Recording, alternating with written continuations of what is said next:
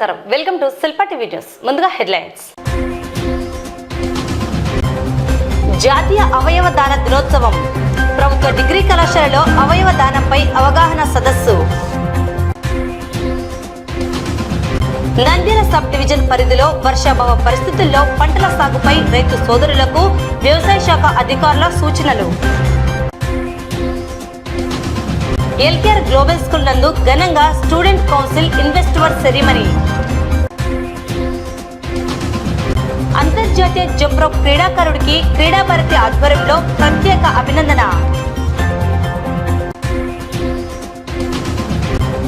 DRDA తరపులో వివోఏను ఉద్యోగం నుండి తొలగించాలంటూ రాజకీయ ఒత్తిడులు. పట్టణంలోని ఉప్పరిపేటలో రంగుమారిన త్రాగునీరు.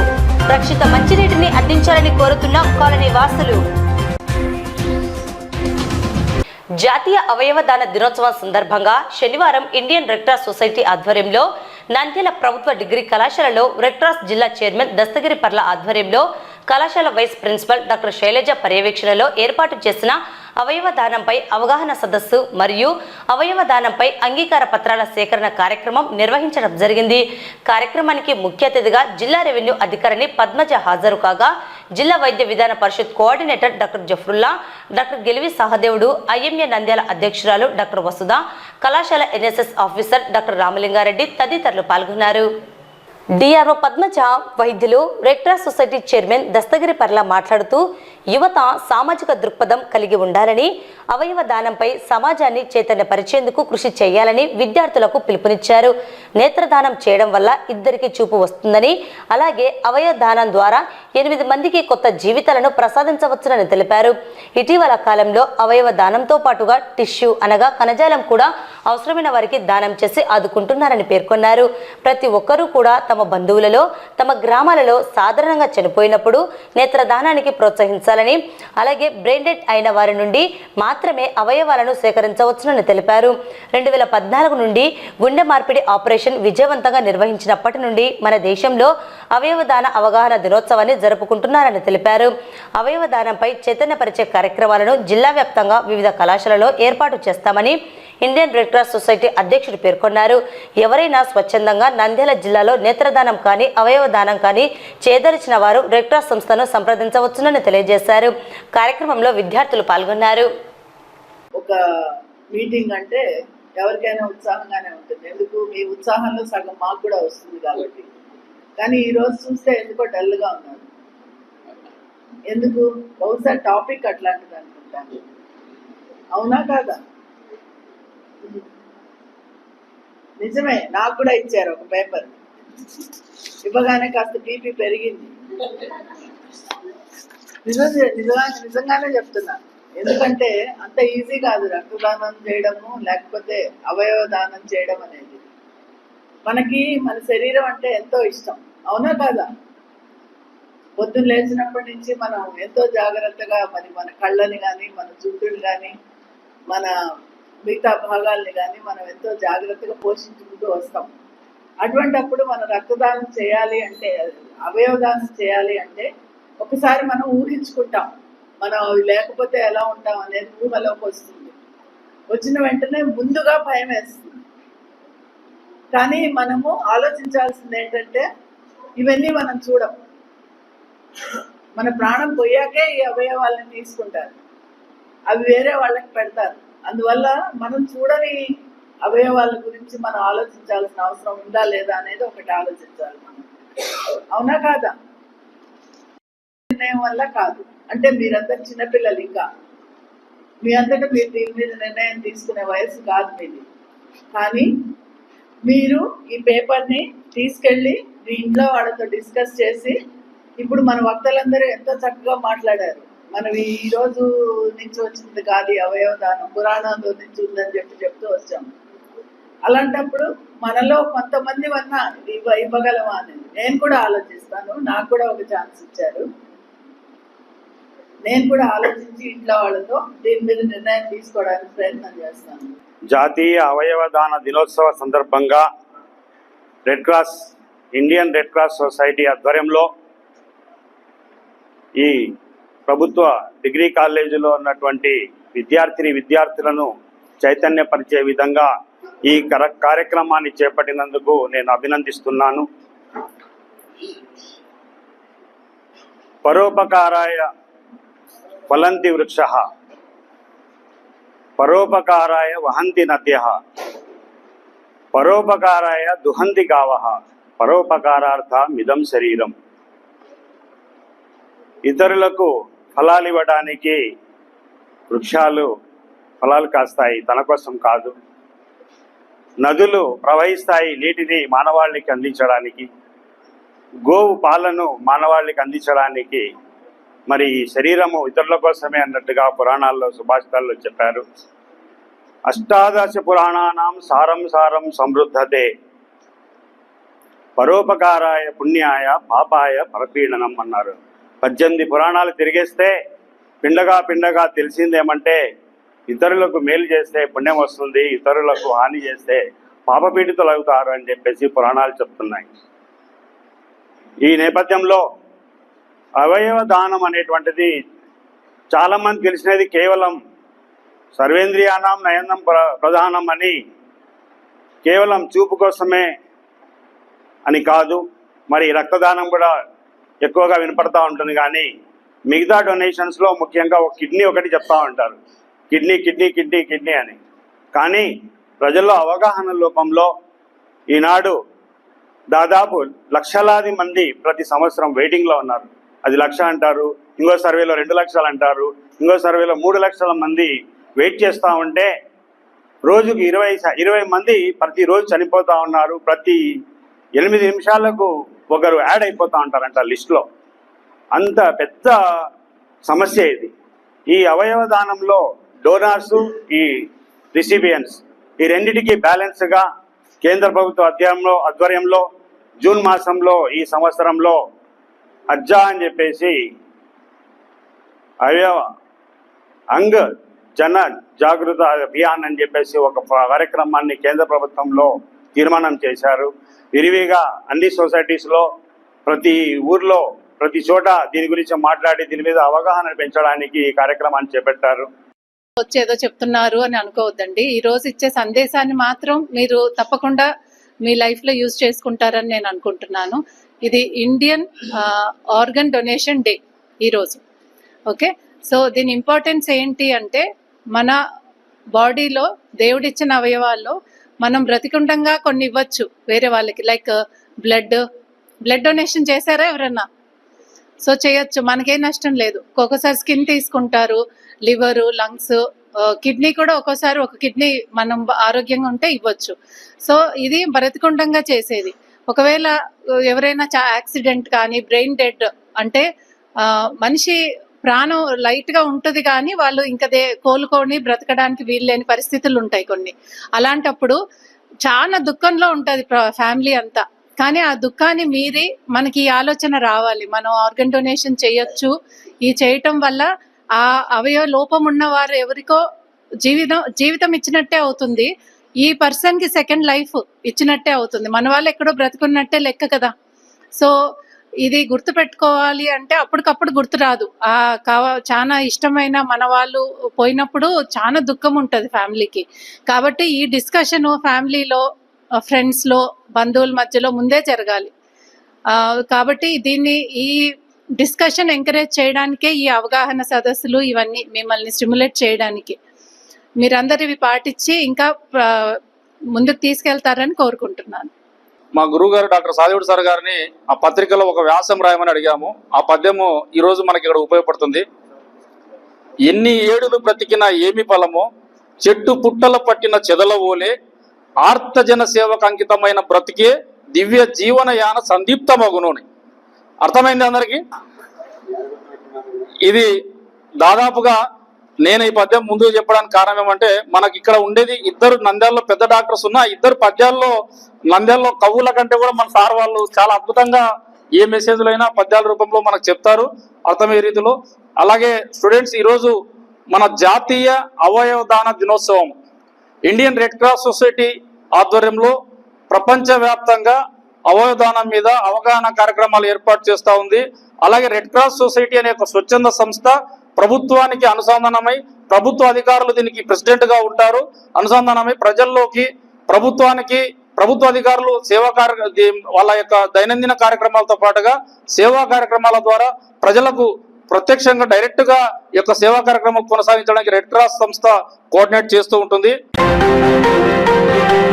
జూన్, జూలై నెలల్లో నంద్యాల సబ్ డివిజన్ పరిధిలో వర్షపాతం నమోదు కాబడిన నేపథ్యంలో కొంతమేర వర్షాభావ అనానుకూల పరిస్థితుల వల్ల రైతు సోదరులు సకాలంలో పంటలను సాగు చేయలేదని, ఉన్న కొద్ది కాలంలో త్వరితగతిన దిగుబడులు సాధించే పంటలను సాగు చేయాలని, అలాగే ఏ రకాల పంటలను సాగు చేయాలో వాటికి చీడపీడ పట్టకుండా వాడవలసిన ఎరువులు, పురుగు మందులు, తీసుకోవాల్సిన జాగ్రత్తలు నంద్యాల వ్యవసాయ శాఖ సహాయ సంచాలకులు డాక్టర్ రాజశేఖర్ తెలిపారు.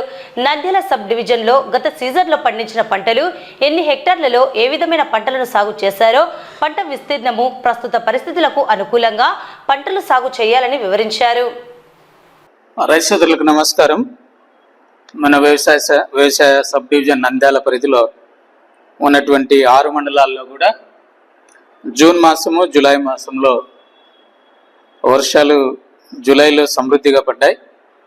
జూలై 15 వరకు కూడా మంచి వర్షాలు రికార్డ్ అయినాయి. తర్వాత 15 నుంచి మనం ఎత్తుకోవాల్సినటువంటి పరిస్థితులు కల్పించబడ్డప్పటికీ కూడా అధిక వర్షాల ద్వారా జూలై మాసంలో తగినంత విస్తీర్ణంలో మనం పంటలు మరి విత్తనం వేసుకోవటం అనేది జరగలేదు. అదేవిధంగా జూలై మాసంలో కూడా ఫస్ట్ ఫోర్ట్ నైట్ అంటే 15 రోజుల ముందు కొంత వర్ష పరిస్థితులు కనపడ్డాయి. అందువల్ల ముందు కురిసినటువంటి వర్షాల ద్వారా వర్షాభావ పరిస్థితుల్లో విత్తనం వేసుకోవటము కొంత ఆలస్యం జరిగినటువంటి సంగతి మనకందరికీ తెలుసు. అయితే ఎట్టకేలకు జూన్, జూలై మాసంలో మనకు కురవలసినటువంటి సాధారణ వర్షపాతము కురవడం, అదేవిధంగా మరి మన పరివాహక ప్రాంతం కృష్ణ, అదేవిధంగా తుంగభద్ర ఆ ప్రాంతాల్లో కూడా తగినంత వర్షాలు పడడం ద్వారా మనకు మన డ్యామ్లలో మరి వర్షము నీరు బాగా చేరి దాని వల్ల మనకు మంచి వర్షాలు ప్రాంతంలో రావడం ద్వారా కాలువలకు నీరు మరి వదిలినటువంటి పరిస్థితి మనకు కనబడతా ఉంది. కాబట్టి ప్రస్తుతానికి మన డివిజన్లో మరి 52,000 హెక్టార్లలో పంట మనము వేసుకోవాల్సినటువంటి పరిస్థితి ఉంది. ఈ 52,000 హెక్టార్లలో ఒకసారి మనం చూస్తే వరి ప్రధానంగా మనకు పండేటువంటి పంట. నంద్యాలలో 7,500 హెక్టార్లు సాధారణ విస్తీర్ణం ఉంది. మానందిలో 6,700 ఉంది. బండాత్మకూరులో 11,000, దాదాపు 12,000 హెక్టార్లలో ఉంది. గడివేమల్లో 8,300 ఉంది. పాణ్యంలో 6,800 ఉంది పైచిలికి. తర్వాత మనాన్పల్లిలో దాదాపుగా 12,000 హెక్టార్లలో మనము సాధారణంగా మనం పంటలు ఎత్తుకోవటానికి మరి సాధారణ విస్తీర్ణం. దీనికి వరకు ఇప్పటి వరకు మనకు ఒకసారి చూసుకుంటే మరి మనకు ప్రధాన పంట వరి ఉన్నటువంటి ఈ యొక్క సాధారణ విస్తీర్ణంలో 50% పైగా మనకు వరి పడే ఆస్కారం ఉంది. కనుక రైతు సోదరులు కొంతమంది గురితో నేరుగా విత్తుకున్నటువంటి పరిస్థితి ఇప్పుడు కానాల మిగతా ప్రాంతాల్లో. అదేవిధంగా చాలా వరకు నార్మల్ పోసుకున్నారు. నార్మల్ పోసుకొని ఇప్పుడు నాటు వేసే దశ నుంచి దాదాపు 15 రోజుల వరకు కూడా నార్మల్ ఉన్నాయి. కేసికినాల ఏరియాలో ఇప్పుడు కూడా నార్మల్ పోస్తున్నారు. ఇది ప్రజెంట్ పరిస్థితి. తర్వాత మొక్కజొన్న 4,783 హెక్టార్లు అయితే దాదాపుగా అది నార్మల్ కవర్ అవుతా ఉంది. తర్వాత మనకు మూడవ ప్రధాన పంట కంది ఉంది. పనాన్పల్లి, తర్వాత పాణ్యము, గడివేంల మండలాల్లో ప్రధానంగా కంది కూడా మనకు అందుబాటులో ఉన్నటువంటిది. ఇప్పుడు 50% వరకు కంది నమోదైంది. తర్వాత మిగతాది ఈ నెలలో కూడా పంట పడేదానికి ఆస్కారం ఉంది. అదేవిధంగా మనకు 4వ పంటగా ప్రధాన పంటగా బ్లాక్ గ్రామ్ వేస్తారు, మినుములు. ఆ మినుములు 1,200 హెక్టార్లలో సాధారణం ఉంటే ఇప్పుడు వరకు 6,057 హెక్టార్లు నమోదైంది. ఇది అంచనా మాత్రమే, ఇంకా పూర్తి విస్తీర్ణం మనకు తెలిసింది. తర్వాత కాటన్ ప్రధానంగా 4,336 హెక్టార్లు ఉంది. ఈ కాటన్ పరిస్థితి రాను రాను మరి ఏరియా తగ్గిపోతా ఉంది. ఇప్పుడు వరకు 4,000 చిల్లర, దాదాపు 4,400 ఉంటే 257 హెక్టార్లు మాత్రమే మనకు నమోదైంది. మనకు ప్యాడ్ అయితే ఇప్పుడు మనకున్నటువంటి కాలువల్లో, ప్రధాన కాలువల్లో నీళ్లు వదిలినారు కాబట్టి 100% కంటే ఎక్కువగా వచ్చే ఆస్కారం ఉంది. కాబట్టి రైతు సోదరులు గమనించుకొని మనకి మామూలుగా అయితే కన్నా ఆగస్టు 15 కల్లా సాధారణంగా మనము నాట్లన్నీ అయిపోవాలా. అయితే ఆగస్టు 15కు నాట్లు అయిపోయే పరిస్థితి లేదు. ఎందుకంటే అది దాదాపుగా సెప్టెంబర్ 15 వరకు కూడా కొనసాగించవచ్చు. అందువల్ల మనం ఏం చేయాలని అంటే 150 రోజులు ఉన్నటువంటి బీపీటీ 5204 కాకుండా తక్కువ కాల పంట 135 రోజులు ఉన్నటువంటి మిగతా పంట NDLR 7 కానీ, తర్వాత కోనారం వెరైటీస్ కానీ, లేదంటే NLR వెరైటీస్ కానీ, లేదంటే MTU వెరైటీస్ కానీ తక్కువ రోజులు ఉన్నటువంటి పంటలకు వెళ్తే మనకు రాబోయే మళ్ళీ మనకు ప్రమాదం ఏంటంటే మనకు నవంబర్లో కొంత తుఫాను తాకిడి ఉంటుంది. నవంబర్లో తుఫాను తాకిడికి కొంచెం అట్లా గాలి రాగానే పడిపోయేటువంటి పైర్లు కూడా ఉన్నాయి. కాబట్టి దాన్ని కూడా దృష్టిలో ఉంచుకొని మన వరి పైరు అంతా కూడా మరి గాలి వస్తే కూడా ఆ కింద పడకుండా తట్టుకునేటువంటి రకాలు మనం వేసుకుంటే రైతులు ఎటువంటి పరిస్థితుల్లో కూడా మరి నష్టపోకుండా ఉంటారని మీ అందరికీ తెలియజేస్తున్నాము. కాబట్టి సాధారణంగా ఏ వెరైటీస్ మనం సనాతనంగా వేస్తున్నటువంటి బీపీటీ కానీ, NDLR 7 కానీ వర్షం వచ్చినప్పుడు వెంటనే మొలకలు కూడా వస్తాయి. ఇటువంటి పరిస్థితుల్లో కూడా కొంత మనము వచ్చేటువంటి ఆ యొక్క తుఫానికి మనము గింజ మెచ్యూర్ అయ్యేటువంటి స్టేజ్ని కొంచెం తప్పించాల. ఆ విధానంలో కూడా రైతు ఆలోచన చేయాల్సినటువంటి అవసరం ఉంది. కాబట్టి ఆ మెచ్యూరిటీ డేట్లు ఈ నవంబర్ 2వ పక్షం అంటే నవంబర్ 15 తర్వాత వచ్చేటువంటి తుఫాను వాటి తాకిడికి గురి కాకుండా ఉండేటట్టుగా మన నాటు వేసేటువంటి ఆ కాలాలను కూడా మనం సర్దుకోవాలని రైతు సోదరులందరికీ మనవి చేస్తున్నాం. నంద్యాల పట్టణం పద్మావతి నగర్లోని LKR గ్లోబల్ స్కూల్ నందు స్కూల్ డైరెక్టర్ కళ్యాణ్ కుమార్ రెడ్డి అధ్యక్షతన ఘనంగా స్టూడెంట్ కౌన్సిల్ ఇన్వెస్టివర్ సెరిమనీ నిర్వహించడం జరిగింది. ఈ కార్యక్రమానికి ముఖ్య అతిథిగా ASP ప్రవీణ్ కుమార్ హాజరై head boy, head girl, junior head boy, head girl, అలాగే ఎన్విరాన్మెంట్ లీడర్, స్పోర్ట్ లీడర్ 4 రంగాలలో ఎన్నికైన వారిని ASP ప్రత్యేకంగా అభినందించారు. విద్యార్థులలో నాయకత్వ లక్షణాలు, క్రమశిక్షణ, బాధ్యతలు వంటి అనేక అంశాలలో స్కూల్ నందు ఉన్న విద్యార్థులకు ఎన్నిక కాబడిన లీడర్స్ ఆదర్శంగా ఉండాలని కోరారు. ఈ సందర్భంగా ASP మాట్లాడుతూ పాఠశాల స్థాయి నుండే విద్యార్థులలో నాయకత్వ లక్షణాలు, చదువు పట్ల బాధ్యత, క్రమశిక్షణ, విద్యార్థుల పట్ల ఆదర్శ నాయకత్వం, వివిధ రంగాలలో ఉత్తమ ప్రతిభ వంటి అనేక అంశాలలో ఉత్తమంగా ఆదర్శంగా ఉండాలని కోరారు. ఇటువంటి కార్యక్రమాలు చేపట్టడం అభినందనీయమన్నారు. ఈ కార్యక్రమంలో ఉపాధ్యాయులు పాల్గొన్నారు.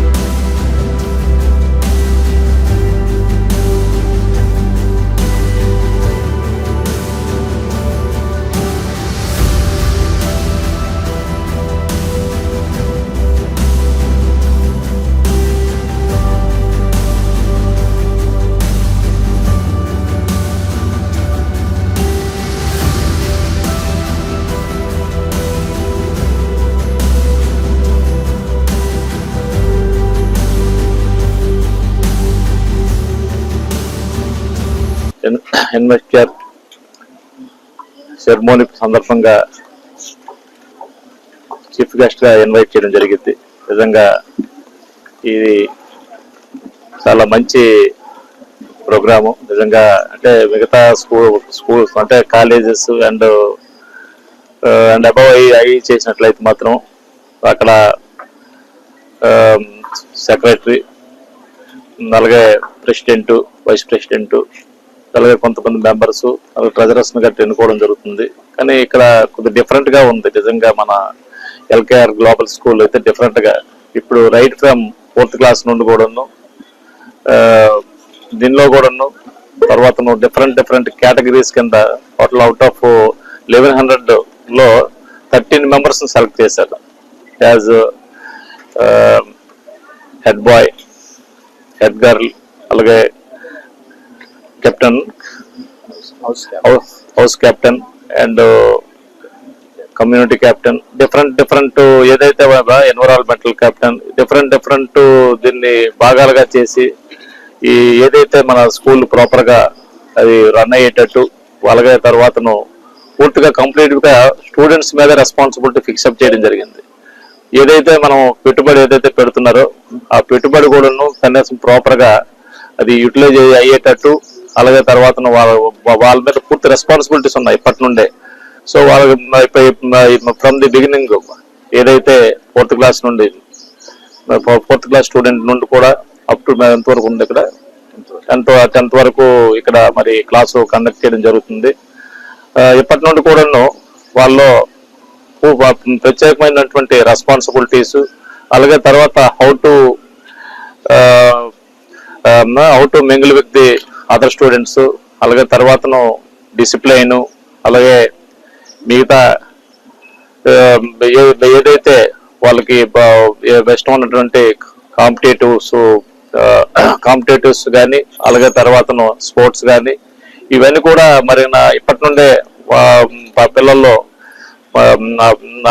అలవర్చి చేసినట్లయితే ఇప్పటి నుండి ట్రైనింగ్ ఇచ్చినట్లయితే నిజంగా మరి రేపు ఈ పిల్లలే రేపు భావి భారత పౌరులు మంచి ఎడ్యుకేషన్ లో అంతా సెటిల్ అవుతారు ఖచ్చితంగా. రైట్ ఫ్రమ్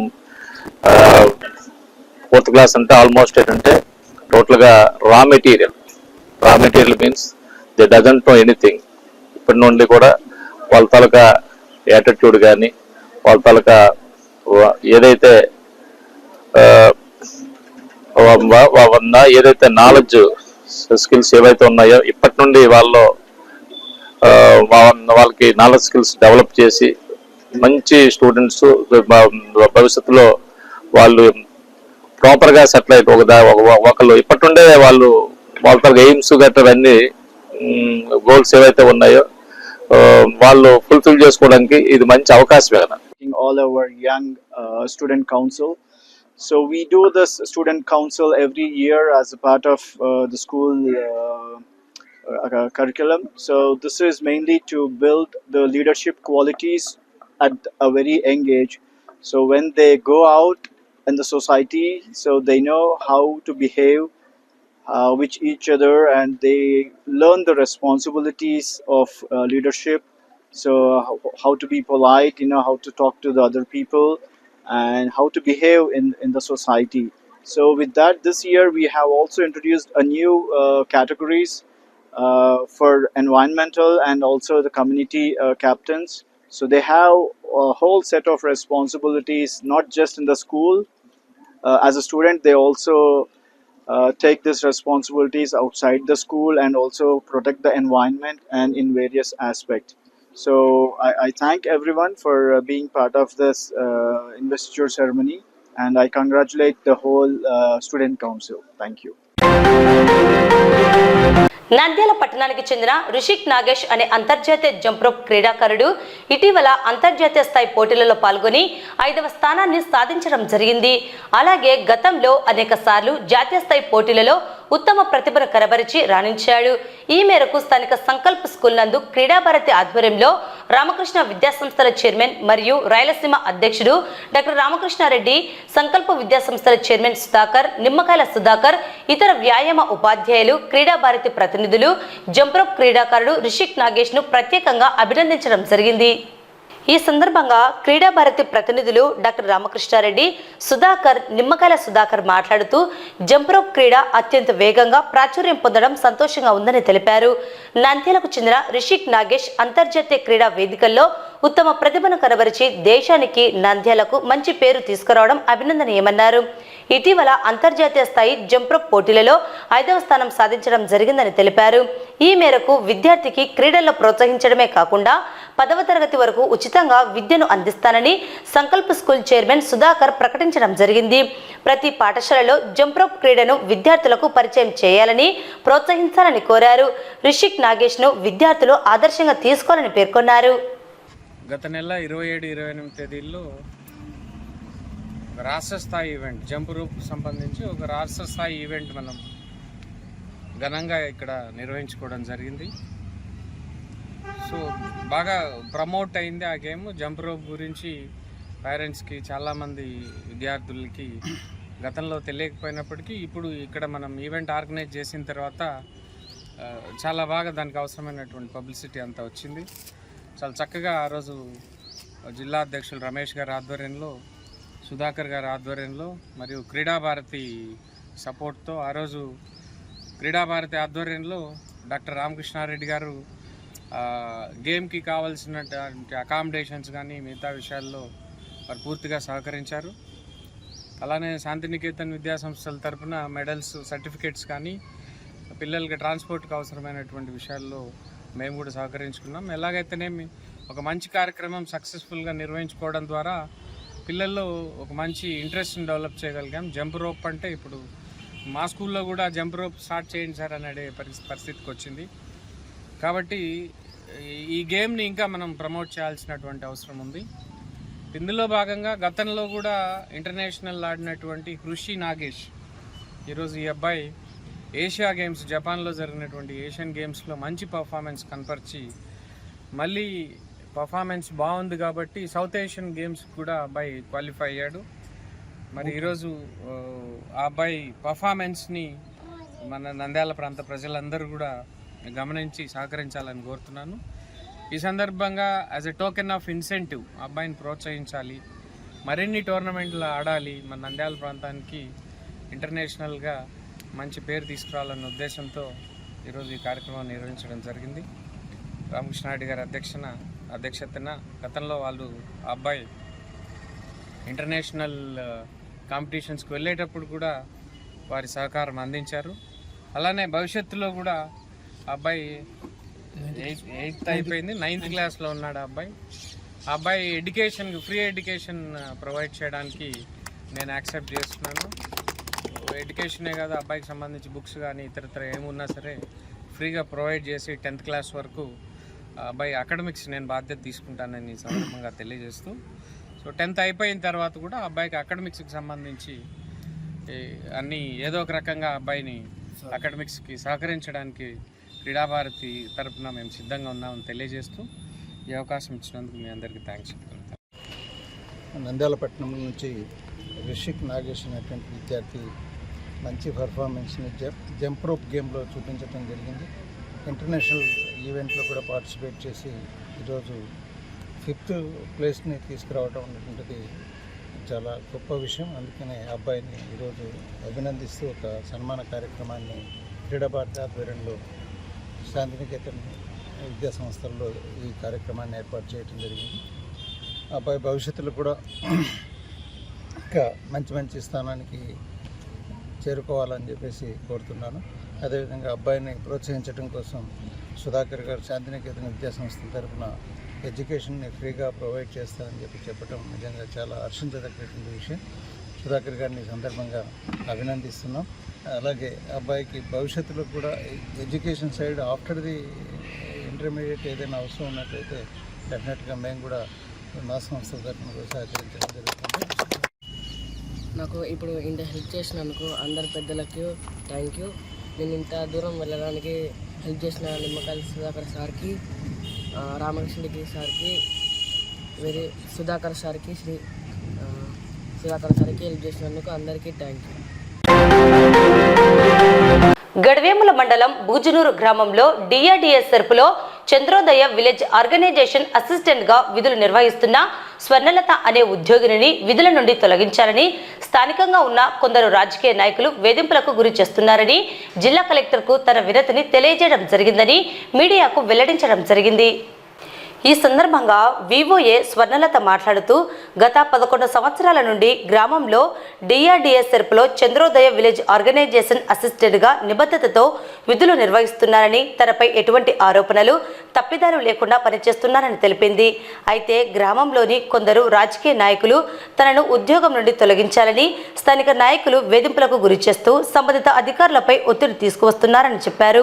తనను ఏపీఎం ఉస్మాన్, సిసి నాగశేషులు తనను తీసివేయడానికి సెర్ప్ నిబంధనలకు విరుద్ధంగా నిర్ణయాలు తీసుకోవడానికి సిద్ధంగా ఉన్నారని వాపోయింది. ఈ విషయంపై సదరు పీడీకి ఫిర్యాదు ఇచ్చినా ఎటువంటి స్పందన లేదని, తనకు జిల్లా కలెక్టర్ న్యాయం చేయాలని వేడుకుంటున్నది. నా పేరు చిక్కొండ స్వర్ణలత. మాది బూజనూరు గ్రామము. గత 11 సంవత్సరాలుగా నేను బుక్ కీపర్గా పనిచేస్తున్నాను.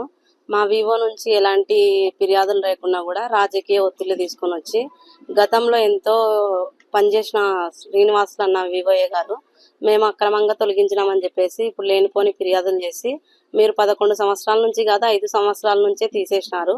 మా ప్రభుత్వం వచ్చింది కాబట్టి మీరు స్వచ్ఛందంగా రాజీనామా చేయాలి, లేదంటే మేము లేనిపోనివన్నీ చూపించి చేయాల్సింది ఉంటుంది అంటూ సిబ్బందికి తెలియజేశారు. సిబ్బంది సార్ వాళ్ళని అడుగుతూనేమో సిబ్బంది సార్ వాళ్ళు ఏం చెప్తున్నారంటే, నీకు మాకు అక్రమ సంబంధాలే అంటగడుతున్నారమ్మా, మేము ఎవరికి చెప్పాలి చెప్పండి అని చెప్పేసి అంటున్నారు.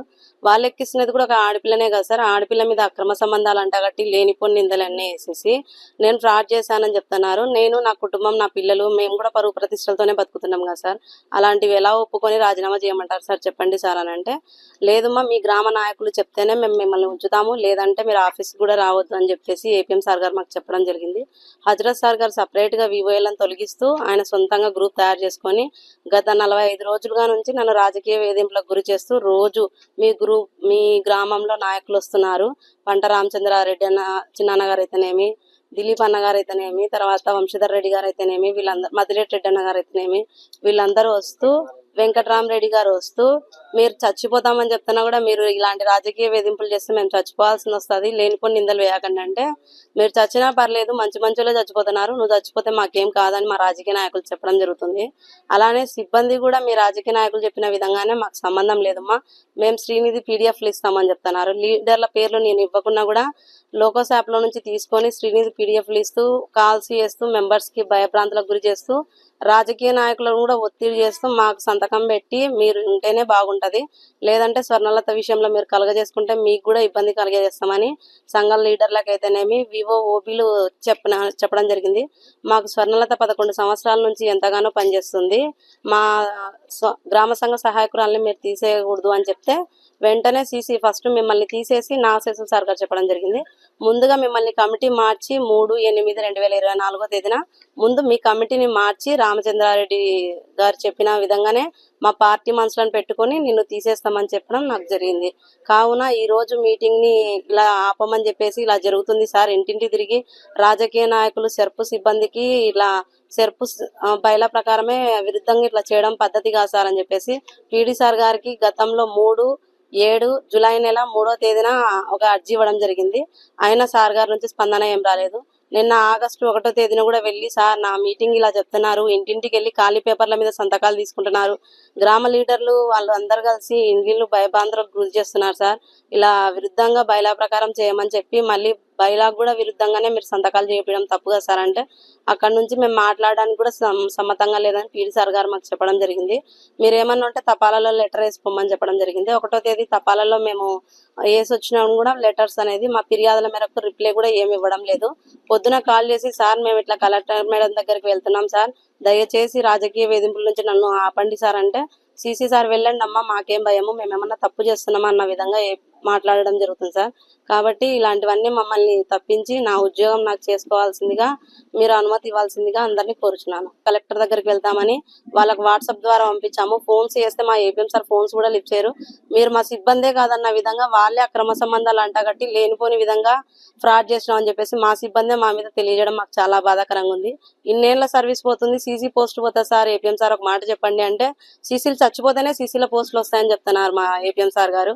నేను వివోఏగా ఏమన్నా రిక్రూట్మెంట్ ఇప్పుడు కొత్తగా వచ్చిందా సార్ అని అడిగితే, లేదమ్మా సీసీ పోస్టులు అయితే రిక్రూట్మెంట్ లేవు కానీ సీసీలు చచ్చిపోతేనే వస్తాయి అంటే, నేను వివోఏ చచ్చిపోక ముందుకే మళ్ళీ వివోఏ రిక్రూట్మెంట్ పోస్టులు ఎలా వచ్చినాయి సార్ అని అడగడం కూడా జరిగింది.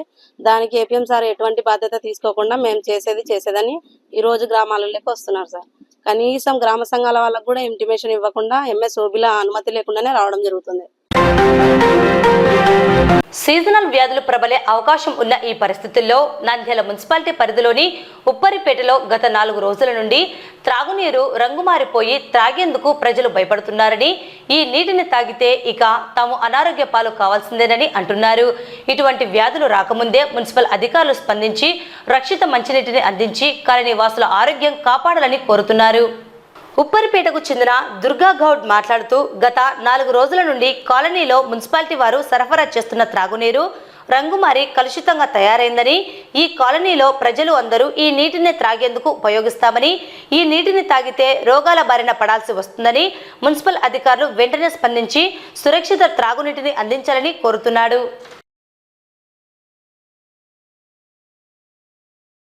4 days అయింది బ్రో ఇలా రావటి. కొద్దిగా మరీ దారుణంగా వస్తున్నాయి.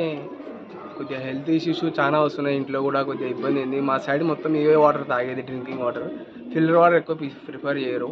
మా సైడ్ మొత్తం ఇవి నార్మల్ వాటరే తాగేది. మరీ ఇంత దారుణంగా వస్తే హెల్త్ చాలా ఇబ్బంది పడుతుంది. చిన్నపిల్లలు ఉంటారు. కొద్దిగా సంప్రదించి తొందరగా దీన్ని పరిష్కరించాలని కోరుకుంటున్నాం. వార్తలు ముగించే ముందు ముఖ్యాంశాలు మరోసారి. జాతీయ అవయవ దాన దినోత్సవం, ప్రభుత్వ డిగ్రీ కళాశాలలో అవయవ దానంపై అవగాహన సదస్సు. నంద్యాల సబ్ డివిజన్ పరిధిలో వర్షాభావ పరిస్థితుల్లో పంటల సాగుపై రైతు సోదరులకు వ్యవసాయ శాఖ అధికారుల సూచనలు. ఎల్కేఆర్ గ్లోబల్ స్కూల్ నందు ఘనంగా స్టూడెంట్ కౌన్సిల్ ఇన్వెస్టర్ సెరిమనీ. అంతర్జాతీయ జంప్ రోప్ క్రీడాకారుడికి క్రీడా భారతి ఆధ్వర్యంలో ప్రత్యేక అభినందన.